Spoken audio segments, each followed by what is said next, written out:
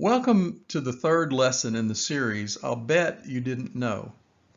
In these lessons, we're looking for the obscure, amazing, and downright strange things that the Bible records. We're looking for the things that I'll bet you didn't know. Today's lesson covers the Ten Commandments. Now, if you consider that there were two sets of Ten Commandments written in stone, well, you can see then that there would have been 20 commandments, as I mentioned here.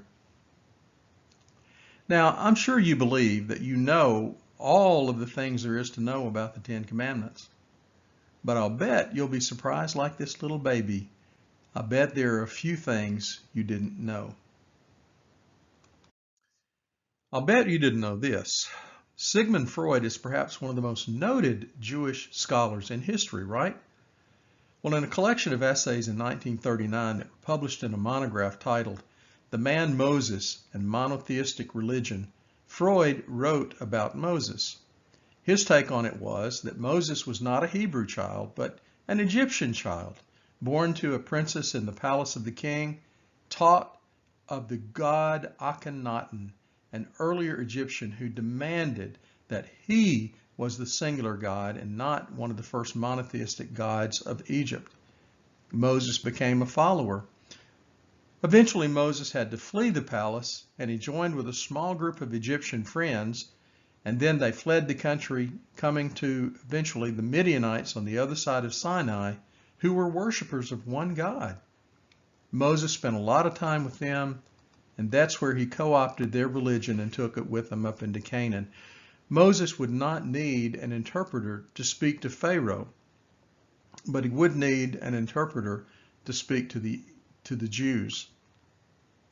How could this Jewish scholar have read and studied the scripture and come to these conclusions?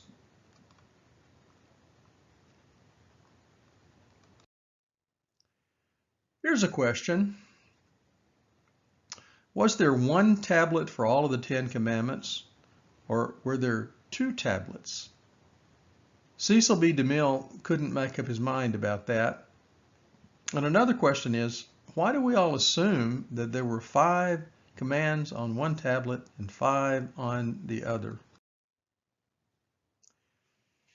This is what Moses may have seen from the summit of Mount Sinai. Unfortunately, we don't know the actual mountain in the Sinai Peninsula, which would be the mountain that Moses ascended to meet with God. The monastery that's seen from this mountain was built in 1452, years after Moses, and it's about 560 years old. The point I want to make here is that Sinai was probably very high. Moses went up and down the mountain a vertical distance of over a mile at 80 years of age, and he did that at least 4 or 5 times.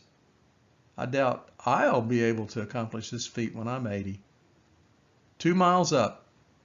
For each trip, there was 1 mile up and 1 mile back down, a minimum of 4 or 5 times. Unbelievable. Here's an interesting thing.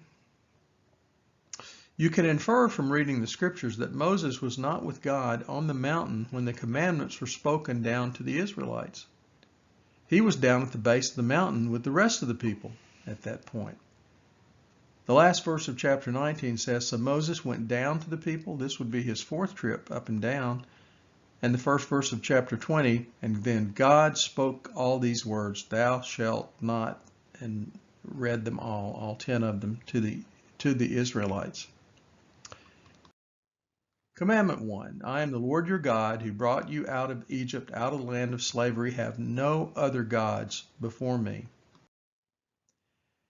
You shall not make for yourself an image in the form of anything in heaven above, or on the earth, or in the waters below. You shall not bow down to them or worship them, for I, the Lord your God, am a jealous God. Do you recognize the third God that's shown here? Have you seen this God before? It's not really a God at all. It's not made of gold. It's Indiana Jones' golden God, nothing but a stage prop. Commandment 3, you shall not misuse the name of the Lord your God, for the Lord will not hold anyone guiltless who misuses his name. Commandment 4, remember the Sabbath day to keep it holy. 6 days you shall labor and do all your work, but the seventh day is a Sabbath to the Lord your God. For in 6 days the Lord made the heavens and the earth, the sea and all that's in them, but he rested on the seventh day. And therefore the Lord blessed the Sabbath day and made it holy. The fifth commandment, honor your parents, so that you may live long in the land of the Lord your God is giving you. My parents ironed this one into my head. If you don't do what I say, then you won't live long on this earth. The sixth commandment was you shall not murder. The seventh was you shall not commit adultery. The eighth was you should not steal. And then the ninth was do not give false testimony against your neighbor. And the final commandment was one on coveting. You shall not covet your neighbor's house. You shall not covet your neighbor's wife or his male or female servant, his ox or donkey, or anything that belongs to your neighbor. Look at this little boy. Doesn't it look like he's really coveting that huge ice cream cone that little girl is eating? Well, God speaks to them from a mountain. And when the people saw the thunder and lightning and heard the trumpet, they saw the mountain up in smoke. They trembled with fear, and they stayed at a distance. And they said to Moses, "Speak for us, Moses, and we will listen, but do not have God speak to us, or we will die." Moses said to the people, "Don't be afraid. God has come to test you, so that the fear of God will be with you to keep you from sinning." The people remained at a distance while Moses approached the thick darkness where God was. They maintained good social distancing, just like we're having to do these days. On the fifth trip up and down the mountain, Moses was told to come up and receive the tablets of stone with the law and the commandments. And so Moses took Joshua and went up the mountain. A fiery cloud covered the top of Mount Sinai, and God's glory was up there, and it surrounded it for 6 days. And Moses entered the cloud, and there he stayed for another 40 days and 40 nights. Well, when the cat's away, the mice will play, or so it said. Moses had been up on Sinai for 40 days, which is a very long time to be gone. And the people came to Aaron with a plan. "We need gods," they said, "just like we had in Egypt. Make us some gods, Aaron." And Aaron said, "Okay, give me your golden earrings." And he made a golden idol. He melted down the earrings and fashioned it with tools and made the image of a calf. And then they said, "These are our gods who brought us up out of Egypt." When Aaron saw the people accepting his idol as their god, he kind of jumped into the party and declared a festival for tomorrow and built an altar in front of the golden calf that he had made. Now, why do you think Aaron made a calf? Well, more than likely it wasn't a calf as we think of a calf today, and more than likely it was an auroch bull. Wild aurochs roamed across Egypt, the Sinai, and Canaan, and Mesopotamia at the time, and they were worshipped. These were monster-sized bovines. The people would have been familiar with the bull as a god in Egypt. In 2016, Desperado the bull was the winner of the Iowa State Fair. He was as tall as a man. But notice the white broken line above him? That's the average height of the auroch bull in Moses' day. The bull weighed 3,000 pounds or so. And how many would be required then, if it was an auroch bull, to lift that bull up onto the altar for burning? Well, assuming it was an auroch bull, it had to be lifted onto the altar. It would have taken a number of men to lift it, 2,927 pounds. So the average man can deadlift 125 to 155 pounds. It would have taken about 25 men just to lift that carcass up in order to burn that bull. Now, aurochs were in Europe up until about 1627 AD. The only place we can see one today is in cave paintings. They're extinct by overhunting and loss of habitat. But there is a scientific project that's working today and has been working for quite a while to bring back aurochs by the year 2025. DNA from actual auroch bones is being compared with today's domestic cattle to find a close match. Hitler tried a similar approach, only using selective breeding to develop his Heck bulls. Those were super bulls, similar in phenotype but dissimilar in genotype. Please don't ask me what that means. The Auroch Project will strive to get an animal similar in both genotype and phenotype.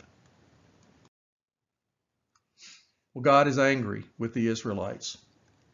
Moses was sent down to the corrupt and stiff-necked people. God was on the verge of killing all of the Israelites and making a nation out of Moses. He was so angry. But Moses pleaded with God, and God relented. The question I have is, how fast do you think Moses made that trip down from the top of the mountain to correct all the sinning that was going on down below? I imagine he ran pretty fast. Well, when he got down the mountain with the tablets of stone, he got close and saw the commotion.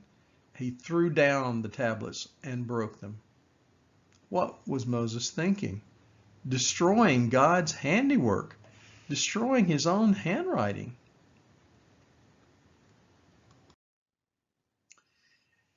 He was so mad that he ordered the god that they had built, the golden calf, to be ground into powder, to be mixed with water, and the people had to drink it all.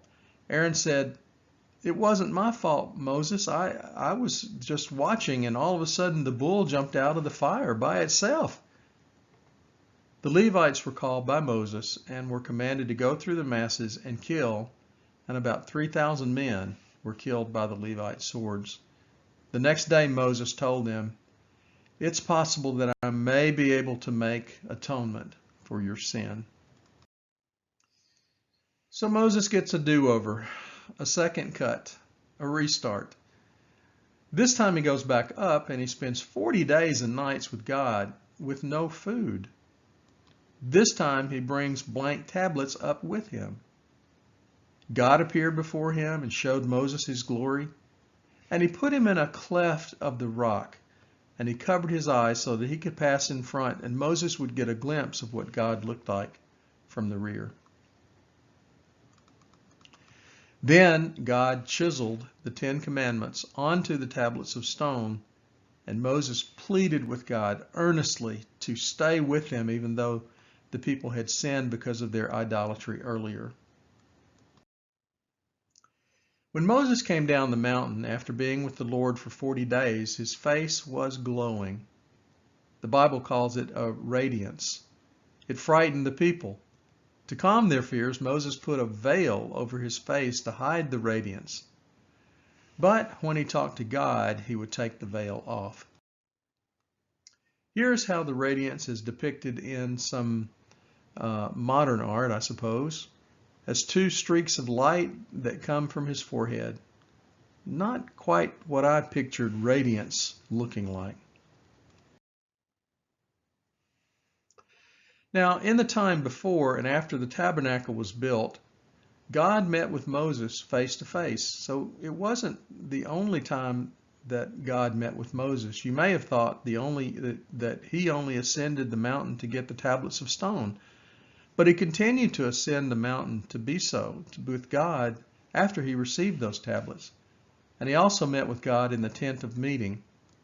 When he entered the tent, the people could see the fiery cloud pillar move from the tabernacle over to the tent. Then Moses and God would have a meeting, and they would worship in their own tents. Once Moses asked God if he could just get a glimpse of his glory. God said that no one had ever seen my glory before. If you saw it, you would die. But God put Moses in the cleft of a rock up there on Sinai. It's possibly a small cave. He covered Moses' eyes so he couldn't see, and then he passed before him, and then he removed his hands and allowed Moses to see his hinder parts, his back parts. After the first set was broken by Moses, he brought a new blank set up to the mountain. The Bible says that this time Moses wrote the commandments on the stone tablets. I'm wondering how his handwriting on the second set compared with God's on the first set. I'll bet you didn't know this. Moses was not the only Israelite to meet directly with God on Mount Sinai. Late in his life, the prophet Elijah was very weary of being God's servant, tired of dealing with the treacherous pair of rulers, Ahab and Jezebel. So he fled up to the wilderness and fell asleep under a tree. He was so tired. God's angel came to him, told him to get up and eat refreshment, and then walk 40 days to Mount Sinai. There, Elijah found a small cave, a cleft in the rock perhaps, and he climbed in, weary from his travel. He laid on the floor and went to sleep, and God woke him up with a mighty display of power, with winds that whipped rocks around, with lightning and thunder and noise and wind. And God asked, Elijah, why are you here? You know, it is very possible, and quite likely even, that the small cave of Elijah was the exact same cleft in the rock where God put Moses and placed him there much earlier.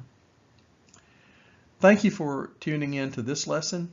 Look forward to more in lessons that are coming. Thank you very much.